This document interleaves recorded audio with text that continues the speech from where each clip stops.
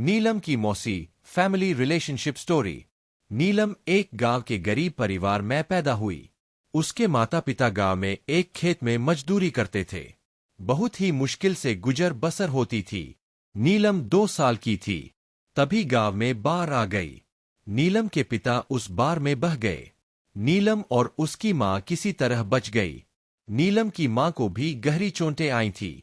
अस्पताल में नीलम को अपनी बहन बबीता को देते हुए नीलम की मां ने कहा, बहन, इसे अपनी बेटी बनाकर पालना। यह सुनकर बबीता ने कहा, ऐसा क्यों बोलती हो दीदी, आप ठीक हो जाऊंगी। यह सुनकर नीलम की मां के आंसू बहने लगे और कुछ ही देर में उसने अपने प्राण त्याग दिए। बबीता ने अपने पति मोहनलाल जी की मदद से किसी तरह नीलम की मां का अंतिम संस्कार किया और फिर वह नीलम को लेकर शहर चली आई। शहर में उनका छोटा सा फ्लैट था जो कि किराए पर था। मोहनलाल जी एक छोटी सी नौकरी कर शहर में गुजर बसर कर रहे थे। इस पर नीलम के आने के बाद खर्च और बढ़ गया था। 2 साल की बच्ची को पालना भी आसान नहीं था। मोहनलाल जी को यह सब पसंद नहीं आ रहा था। बबीता किसी तरह नीलम को पाल रही थी। कुछ दिन बाद एक दिन बबीता अपने पड़ोस में रहने वाली सहेली सुजाता से बात कर रही थी।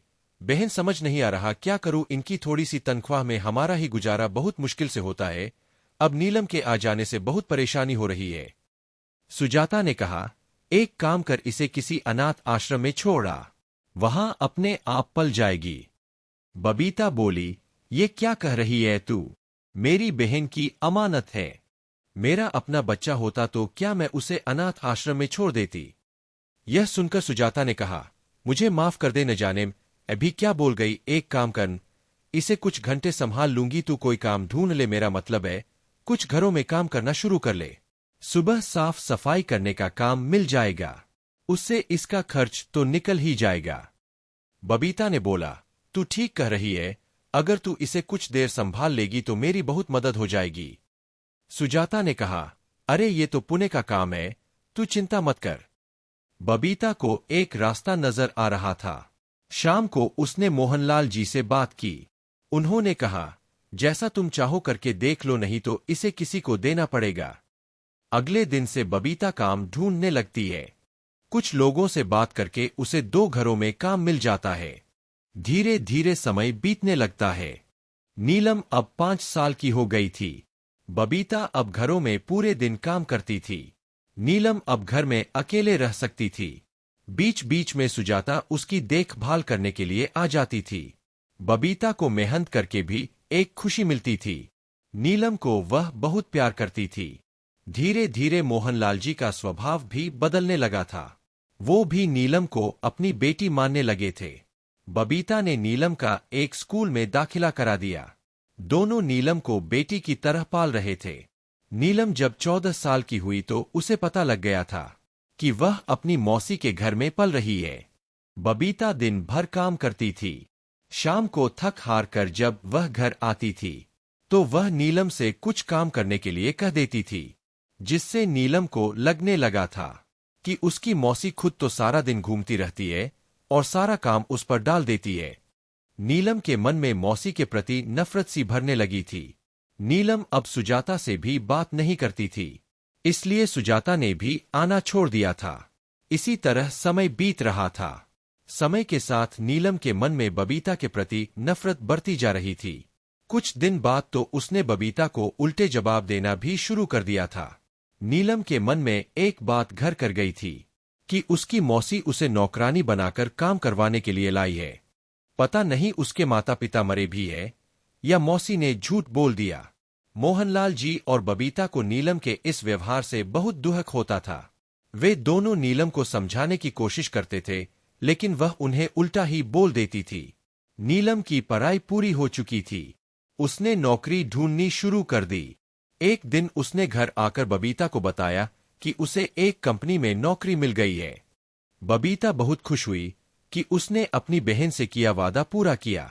नीलम को अभी नौकरी करते हुए कुछ ही दिन हुए थे कि उसने अलग फ्लैट किराए पर ले लिया और वह अलग रहने लगी। जब नीलम जा रही थी तो बबीता ने उसे रोकने की बहुत कोशिश की, लेकिन वह कहने लगी, मैं अब तुम्हारी गुलाम बनकर नहीं रह सकती, इसलिए मैं जा रही हूं। मोहनलाल जी और बबीता को बहुत दुख हुआ। बबीता ने अब काम पर जाना छोड़ दिया था। उसकी तबीयत खराब रहने लगी थी। इधर नीलम को काम करते करते एक लड़के से प्यार हो गया। दोनों ने शादी का फैसला कर लिया। एक दिन बबीता दवाई लेने डॉक्टर के पास जा रही थी। तभी उसे रास्ते में सुजाता मिली। कैसी है बहन, ये क्या हाल बना रखा है? बबीता ने रोते हुए उसे सारी बात बताई। तब सुजाता ने कहा, अरे मैंने जो नया घर लिया था वही पास ही में एक फ्लैट में नीलम रहती है। उसने तो शादी कर ली, तुझे नहीं बताया। यह सुनकर बबीता का दिल टूट गया। वह बहुत ज्यादा बीमार रहने लगी। एक दिन नीलम के पति रोशन किसी काम से जा रहे थे। उन्हें रास्ते में सुजाता मिली। पड़ोसी होने के नाते सुजाता ने नीलम का हाल चाल पूछ लिया। तब रोशन ने पूछा कि वे नीलम को कैसे जानती है। सुजाता ने रोशन को सारी बात बताई कि कैसे बबीता ने नीलम को पाल पोस कर बड़ा किया। यह सुनकर रोशन को बहुत दुख हुआ, क्योंकि उसे इस बारे में कुछ भी पता नहीं था। रोशन ने नीलम से जाकर इस बारे में पूछा, नीलम तुम्हारे माता पिता इसी शहर में है, तुमने बताया नहीं। नीलम, आपके कैसे पता?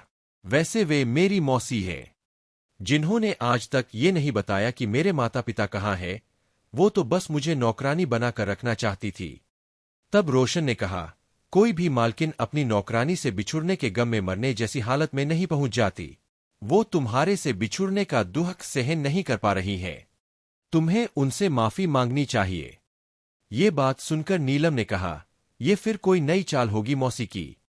तब रोशन ने कहा, अगर वो उस समय तुम्हें नहीं पालती तो शायद आज तुम जिंदा भी नहीं होती।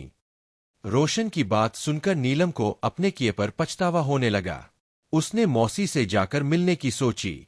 2 दिन बाद नीलम अपने पति रोशन के साथ मौसी से मिलने गई। वहां जाकर पता लगा कि 2 दिन पहले ही बबीता सबको छोड़कर चली गई। नीलम उसकी फोटो के सामने फूट फूट कर रोने लगी। मोहनलाल जी ने नीलम को संभालते हुए कहा, बेटी वापस आने में बहुत देर कर दी। तेरी मौसी तुझे बहुत याद करती थी। नीलम ने प्रायश्चित करने की सोची। नीलम और उसके पति रोशन मोहनलाल जी को अपने घर ले आए। नीलम उनकी पिता की तरह देखभाल करती थी। रोशन भी उन्हें अपने घर के बड़े बुजुर्ग की तरह मान सम्मान देता था। नीलम हर दिन बबीता की फोटो के सामने दीपक जलाकर उनसे माफी मांगती थी।